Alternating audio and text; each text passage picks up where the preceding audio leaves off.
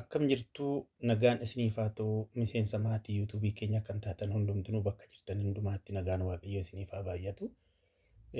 Guyyaa har'aatti egaa ergaa bareedaa isinii qabadheen dhufeerraa kan yeroo darbee akkuma waadaa isiniif gale jireenya mo'achuu kan jedhamu isteeppii tokkoffaa fi lammaffaa waliin ilaallee turre. Har'a immoo isteeppii sadaffaa fi arfaffaa waliin ilaalla jechuudha. Kanaafuu egaa namoonni haaraan har'uma yuutuubii kana argitan bakka jirtan hundumaatti guyyaa hundumaa ergaan isiniif darbu dhimma dinagdee, dhimma daldalaa, dhimma aadaa wal qabatee akka isin qaqqabuutiif yeroo hundumaa akka isin qaqqabuutiif sabiskiraayib gochuudhaan guyyaa hundumaa akka nu hordoftan isiniin jedha. Akkasumas immoo hiriyoonni keessan illee ergaa kana akka argataniitiif guyyaa hundumaa sheer akka gootan, laayikis akka gootanii fi kabajaanan isin gaafadha. Egaa gara jalqabaatti yeroo ergaa keenya jalqabaatti dhufnu isteeppiin sadaffaan jireenya mo'achuudhaaf dhalli namaa inni sadaffaan maal jedhaa wanti gaariin oduun gaariin yookiin immoo seenaa gaariin yeroo itti waan gaarii ta'uu dhiisuu kan jedhudha jechuudha. Kanaaf egaa kun jechuun maa inni biyya lafaa kanarra amma jirrutti nuyi nama gosa lama qabna jechuudha. Inni tokko hawwattoota yookiis immoo hawwitoota yookiin immoo diriimers jenna jechuudha. Inni gosni nama keenya anuma dabalatee isin dabalatee illee jechaadha.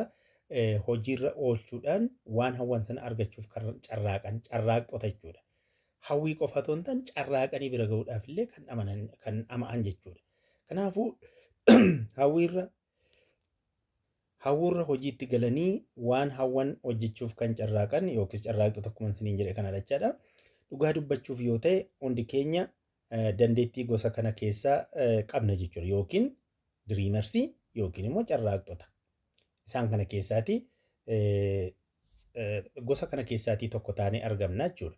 Kanaafuu yeroo baay'ee namoonni bu'aa buusurra waan qaamni biraan yookiis namni biraan hojjete ibsuu irratti amaleeffanna. Kana jechuun wayyoo abaluun akkamii hojjetaa halkanii guyyaa hojjetaa hin dhama'aa boqonnaa hin qabu. Abaluun immoo akkasumatti taa'aa oolaa yookiin dhugaa oolaa yookiin immoo odeessaa madhoolaa yookiin immoo rafaa oolaa jennee waa'ee namaa seenaa namaa odeessina. Seenaa keenya hin beeknu jechuudha. Seenaa namaa duwwaa beekuutti qaroota taaneetu argamna namoonni tokko tokko jechuudha. Hiriyyaa isaanii itti yeroo dubbatan immoo ofii isaanii hojiisa kan isaanii immoo wayyoo barana gabaan badaa hin jiru. Daldalli baranaa kun laafaadha. Namni nurraa bitu hin jiru. Ofumaa callisnee teenyaa kisaaraa keessa jirra.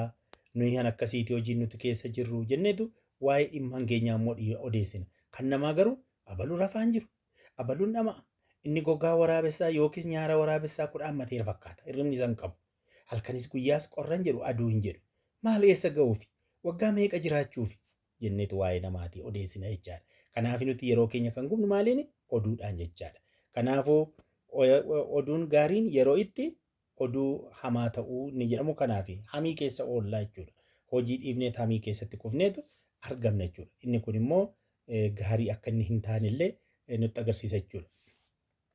Bu'aa argamsiistee hin qabdu taanaan maaliif hin fooyyessine?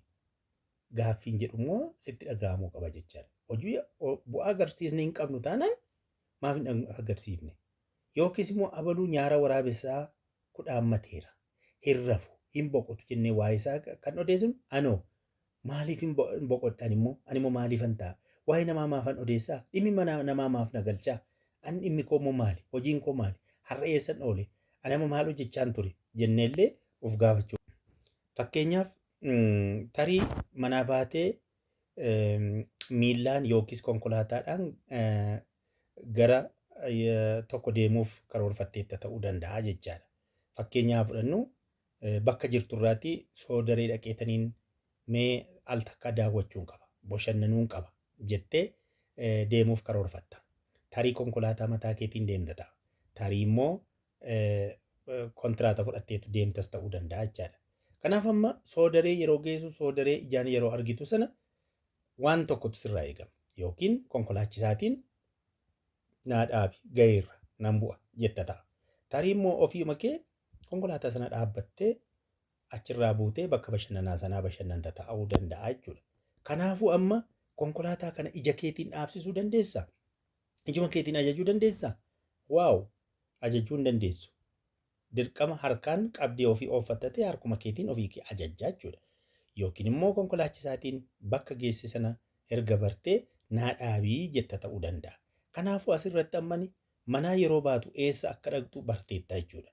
Yeroo geessus immoo akka geesse barteetta. Kanaafuu konkolaataa naa dhaabii jettaa yookiin immoo ofii kee dhaabbattaa jechuudha. Daldala keessatti yookiis immoo hojii keessatti ati hojjechaa jirta taanaan eessaa kaatee eessa akka gahuu qabdullee beekuu qabda jechuudha.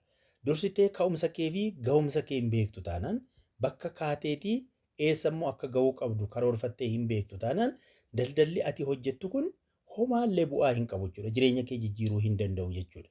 Akkuma mammaaksa keessatti jedhamu abbayya iddoo bulu hin beeku gudeesha gangalcheetu deemaa jedhu. Galaanni yeroo guutu gudeeshas dhagaas waan argate hundumaa gangasheetu deema. Eessa akka bulummoo hin beeku. Ati akkasuma jechuudha. Kanaafuu akkas akka hin taaneef eessaa kaatee eessa gahuu akka qabdu karoora kee beekuu qabda. Yeroo sana milkoofta. Yoo kanaa achitti seenaa nama biraa yookiis seenaa hiriyoota kee yookiis seenaa namoota hin beekne akkasumatti callisteema bakkuma tokko teessee odeessaa oolta yoo taate ati kanuma namaa odeessita.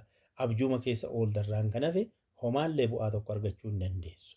Garuu yoo oduun namaa dhimmi namaa nan galchu jettee karoora ati qabdu kana karoora baafatte sanaatiin karoora kee irratti hundooftee halkanii guyyaa dhamaate yoo hojjette bakka gahuu qabdu sana geessee milkooftee ni mo'atta jechuudha. Kanaafuu ergaan ani guyyaa har'aas ni dabarsuu barbaadu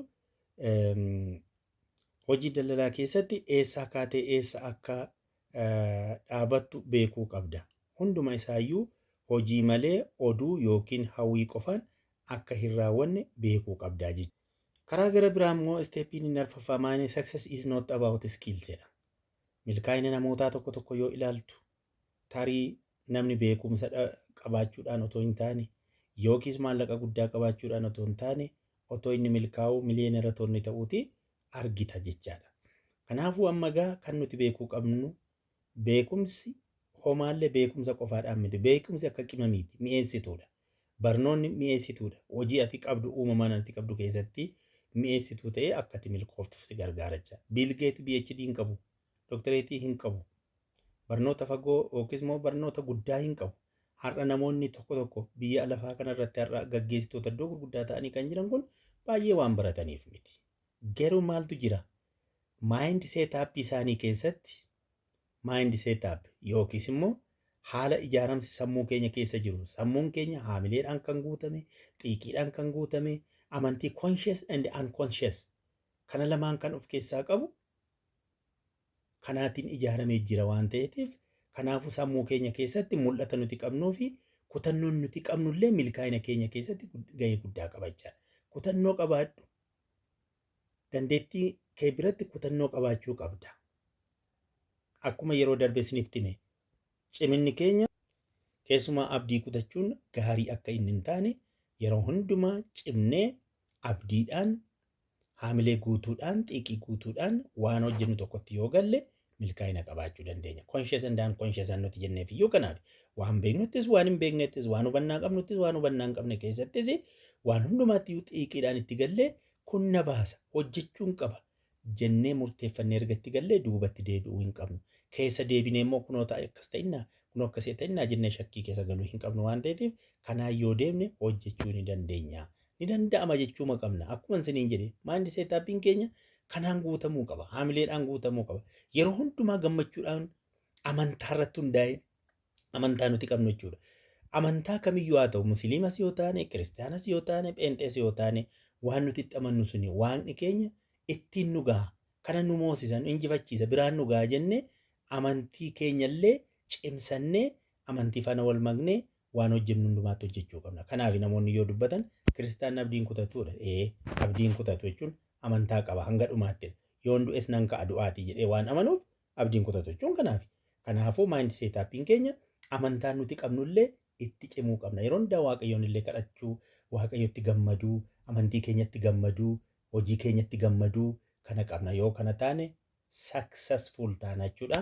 Kanaafuu kanarraa asumarratti nugaa waan hordoftaniif guddaa galatoomaa yeroo gaarii.